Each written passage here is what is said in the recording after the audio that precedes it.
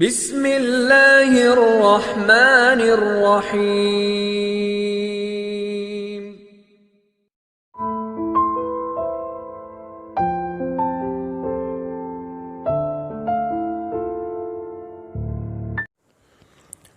کتے کے اندر اللہ پاک نے جو عادتیں ودیت فرمائی ہیں وہ یہ ہیں۔ حضرت حسن بصری رحمۃ اللہ فرماتے ہیں، کتے کے اندر 10 خصلتیں ایسی ہیں جو ہر مومن کے اندر پائی جانی چاہیے۔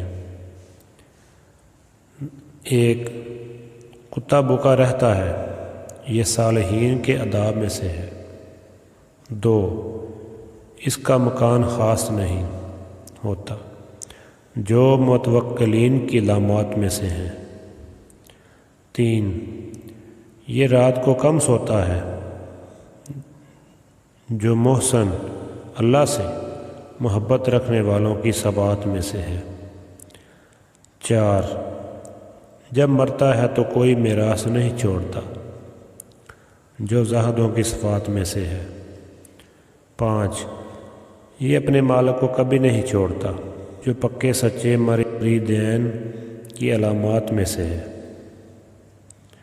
6، یہ تھوڑی سی جگہ پر قناعت کر لیتا ہے، جو متوادین کی علامات میں سے ہے۔ 7، جب کوئی اس کے مکان پر قبضہ کر لیتا ہے تو اس کو اسی پر چھوڑ دیتا ہے، جو راضین یعنی خدا سے راضی خوشی رہنے والوں کی علامات میں سے ہے۔